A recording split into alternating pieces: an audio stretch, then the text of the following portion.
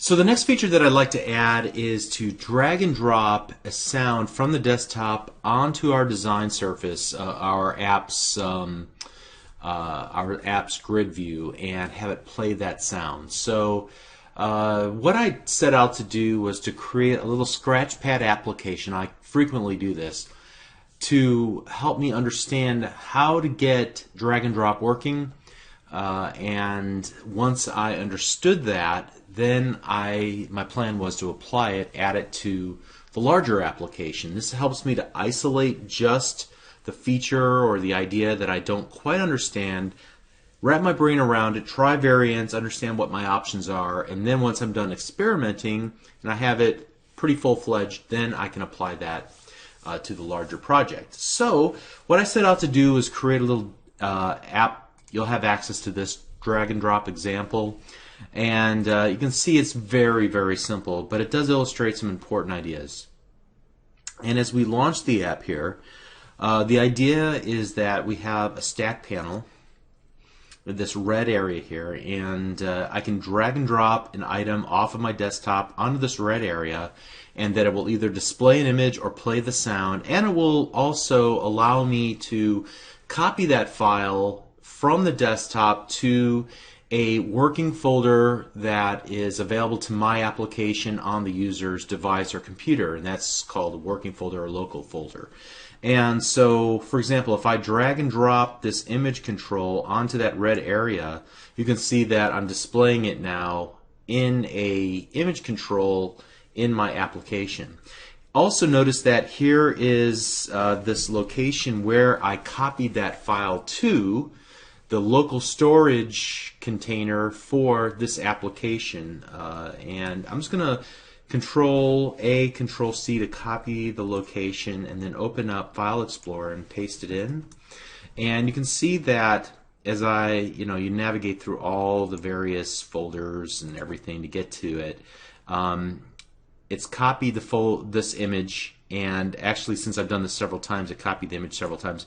Let me actually just delete all of this out and then do this again. I'll copy, actually I'll just redo that same image. Drag and drop it. You can see by dragging it into my app, it copied it over to the local storage area, and then use that local copy to display it in my image. Same thing would be true with the song file. Here I'm going to drag and drop the sound, the MP3 file, and it will start playing. And here I'm only playing like 9 seconds, and I fade out the sound after a few seconds. And I'll show you how I do that as well here in this little example app. Okay, so there's a couple of things to notice. First of all, let's look at the XAML to begin with. Here I have a stack panel, and then I have that image where I display the dragged image, and then the media element where I play music. Okay, and then there's that text box at the bottom where I actually display the full URI for that that private local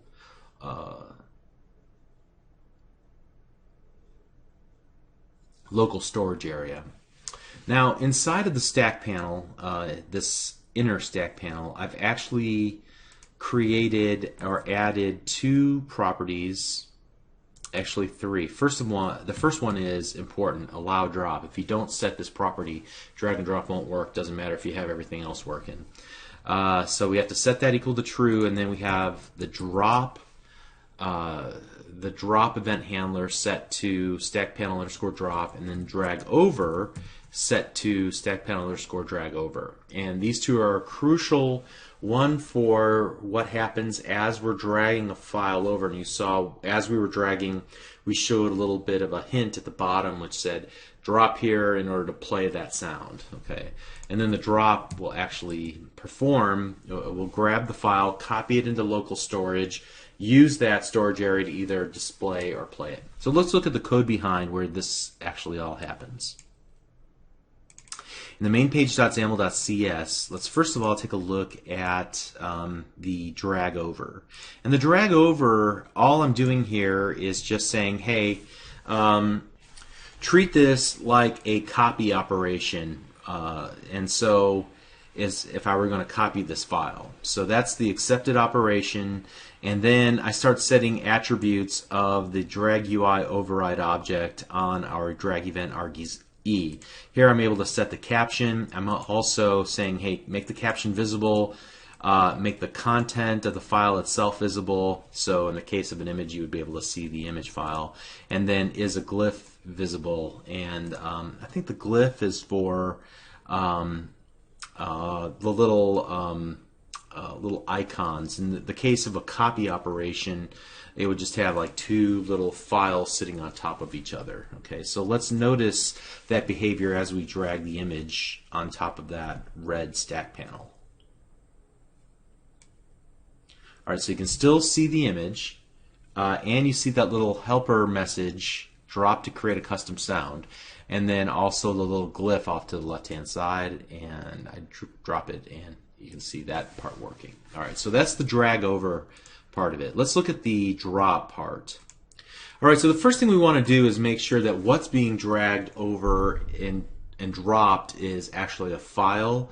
So these are storage items, not just fragments of text or something else from another application that's being dragged over. All right, so if that data view, if what's been dragged into our stack panel is something that is a storage item, a file-based drag operation, then we can proceed on.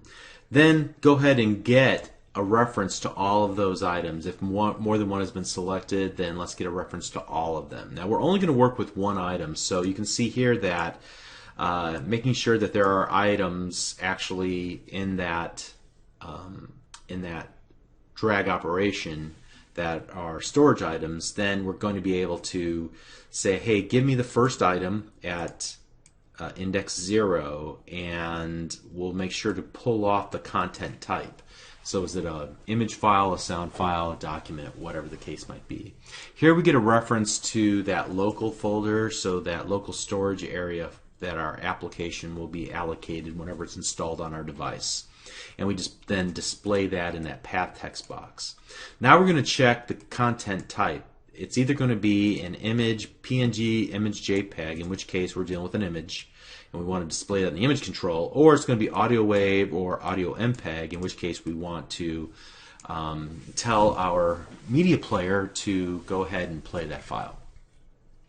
So what we do first of all is actually copy that file into our local storage area. That's what this line of code does in line number 50. So here's the folder, here's the file name. If there's already a file with that file name, then generate a unique name. And now we have a reference to that file, and we're going to create a bitmap image and say the source of that bitmap image is that new file, and then we set that as the source to the image control in our XAML. Now, with the audio, we do things slightly different. Still almost an identical line of code, line 57 and line 50. So here we are taking that file that was dropped into the storage panel, or the stack panel, and we're going to save that in a local storage. That's what line 57 does. Then we want to, on the media player, set the source to that file that we copied into our local storage. And at this point, then you'll notice a different sort of line of code. Now we're going to do something a little bit different in our actual app. I was trying something to see how it would work. Here I'm calling the media player storyboard to begin. And so if you take a look here in our main page.xaml, I've created a storyboard. And the storyboard allows you to define an animation. Now before you think you know what an animation is, let me say that in XAML it's a little bit different. An animation is anything that we want to be able to change the value of over time. So if you have an attribute of an object and you say I want to at half a second or 5 seconds in, I want that attribute to be changed to this value. 3 more seconds I want it to be changed to this value, and then 10 more seconds I want it to be changed to that value. And so in our case, we're not going to animate the position on an XY axis like you would do in a traditional animation, but instead we're going to control the volume. And we do that here in the storyboard that I created called Media Player Storyboard. And I'm saying, hey, the target property that we're going to change is the media element.volume. Okay? And the object that we're going to change is the media player. That media player defined right here. Okay? And so what we'll do is at key moments in time. So these keyframes, this key times of 0 seconds, 2 seconds, 9 seconds, we're going to modify the volume to different values. In fact, what I'm going to do here is actually bring this all the way up to 1. I'm going to let it go for like 6 seconds, and then on the 7th second, well, I'm sorry, that should be,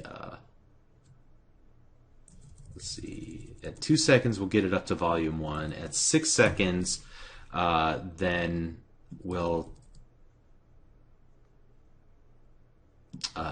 still have it at 1, and then it will, from 6 to 9, go to value 0. Okay, sorry, confused myself there a little bit. Okay, so let's go ahead and see if this actually works. It'll be difficult to ascertain through audio on my computer, but if you rerun this application, you listen closely to a sound that you drag in that's at least 9 seconds long, you'll hear how this works. And again, this is not a feature that we're going to use in this lesson, but when we get to a future lesson where we want to nicely, instead of abruptly end a sound, we want to, over a second period of time, phase it out, like have it trail off. It's a nice little touch that it sounds better to the ear than just an abrupt stop. So here I'm going to drag in the song. It's going to start out at half volume and build to full volume within the first 2 seconds. And then it's going to go along for 6 seconds, and then it starts to fade out from seconds 6 through 9. Okay? So that's how that works. All right. So now that I have this working and I kind of understand what it does, I'm going to apply that to my larger project. So I'm going to get this actually up out of the way, but I'm going to use it as a reference here in just a moment. And here we are back in our main page.xaml, and what I would like to do is go to my grid view control. So whenever I drag and drop a song onto my grid view, it'll just play it. I'm not going to give it an icon. I'm not going to store it, persist it long term. That would be a great project for you to work on yourself, to be able to just drag items, have it saved to that local storage area, and then represent that data from that point on every time the user opens the application from that point on subsequently. But that's not something I'm going to demonstrate how to do here. That would probably be a better full-featured app, though. So the one thing I want to do is set the allow drop equal to true. Without that, we're not going to get satisfaction this working. I'm going to handle the drop event, and I'm going to handle the drag over event as well. Alright, so with that in place, I'm going to hit F12 on the keyboard with my mouse selecting Sound Grid View Drop. And here what I'm going to do is I'm going to go and copy verbatim everything that I had in that previous project. And I'll strip out the things that don't really apply and add things that do. I think we're good to go there. So I know I'm not going to use the media player storyboard, so I'm just going to go ahead and get rid of this.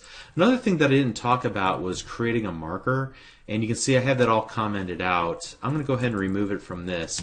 A marker just allows you to say, hey, at this position in this audio file, I want to set a marker, and you can label the marker, and you can have an event fire whenever playback happens and that marker is reached. So the idea is that I can do an annotation of a video. So 3 seconds in, I might want to pop up a text block that has some messaging, and then it'll continue to play on, and then I'll pop up something different. It will allow us to do a closed captioning style system. So there's a lot of options there, really cool. But we're not going to work with markers. But you can see how I use that application as a scratch pad to learn more about how the media element actually works.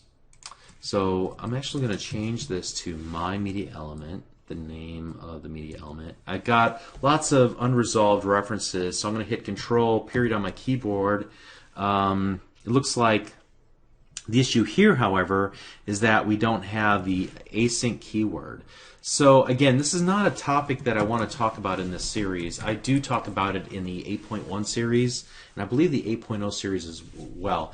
So whenever you see the await keyword or the async keyword, like I just used here in the method signature, you're essentially saying that I have a method that could be long-running in nature. So instead of allowing that long-running method to block the ongoing operation of all the other code beneath the current line that I'm on that I'm calling out to that method, I'm going to say, hey, go off and do your thing, and I'm going to continue running until I can't go any further. And when you are finished, let me know that you're done, and then I'll kind of make everything work together magically. Okay. There are two different ways to introduce asynchrony into your applications based on the two different types of blocking that there are. There's blocking because an operation is mathematically intensive, and then there's blocking because the operation is not mathematically or computationally intensive, but instead because there's just lag time. So like, for example, I make a request over the internet. Without any async await keywords introduced into my application, my app would wait right there for 2 seconds, 5 seconds, 10 seconds, and could perform nothing else. It would be completely unresponsive to any additional user input, any changes in the user interface, until a response came back from a remote web server. So there's not a lot of computational time being spent there. It's just waiting, lag time. And so async and await allow you to just handle those situations where we're not computationally intensive, we're just waiting on something to finish. And beyond explaining it like that, I don't want to go into it any deeper, but you'll see this frequently. Anytime in the Universal Windows Platform API, there's an operation that could potentially take a long time. And to a computer, half a second, 1 second, that's a long time. Okay. Anytime you see any operations that might take a while because there's latency in access to a disk, to a network, whatever, you'll see the need to apply and adorn that method with the await and async keywords. All right, hopefully that's helpful enough. The only thing you need to know is that if you see an await keyword in your code, you know that you're going to need an async method in the call. Furthermore, if you get any methods that have the keyword async, like we're calling into this UWP API method called getStorageItemsAsync, async is going to require you to adorn that call with an await keyword, which would trigger then the need to add an async keyword to the method.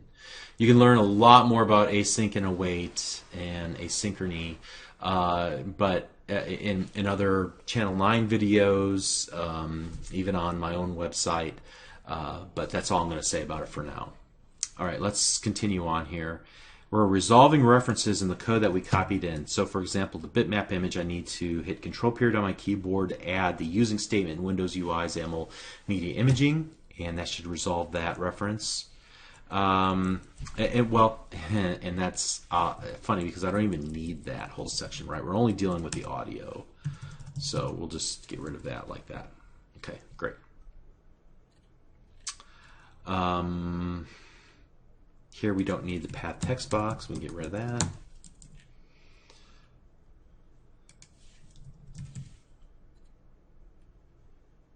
And I actually need one more of these. Okay. So storage folder, application data, these are all items that you would probably need to add using statements for if you're trying to follow along with me as I'm going through this. So I think that will pretty much do what we needed to do here with one exception. We're not going to use the storyboard, so I'm just going to call my media element play instead, and that will just play the song straight out. Now we need the drag over code, and once again I'm going to come over here and I'm going to copy all of the code that I had. And you can see that I actually added some comments here about where you can, an article where you can learn more about how to do this drag and drop operation and add a drag adorner, which would allow you to put a custom image as you're dragging. I'm not going to obviously do any of that, so I'm just going to rip all that out like so. And I have here that it's using windows.applicationModel.data transfer for that keyword. I'm just going to rip that out as well. All right, so now with any luck, this will actually work. All right, let's make sure the cow works. All right, now I'm going to drag and drop that song, and all right, and it works. What happens if we were to drag a different sound, like one of these that we already have?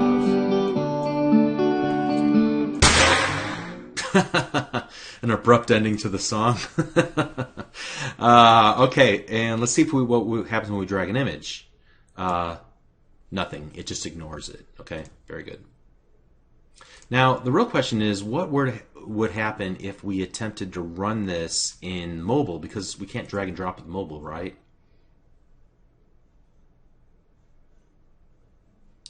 All right, so we haven't really tested this at all anyway. Let's just do something real quick here. Okay, so we can hear it, but there's nothing really to drag and drop into here. So it just ignores that functionality in this particular case. All right, so that's pretty cool. A neat little addition to our app to make it a true soundboard to drag and drop and have it play automatically. I mean, I know we could probably just double click on a given item and have it pop open in Groove Music, unless Windows 10 disagrees with that idea.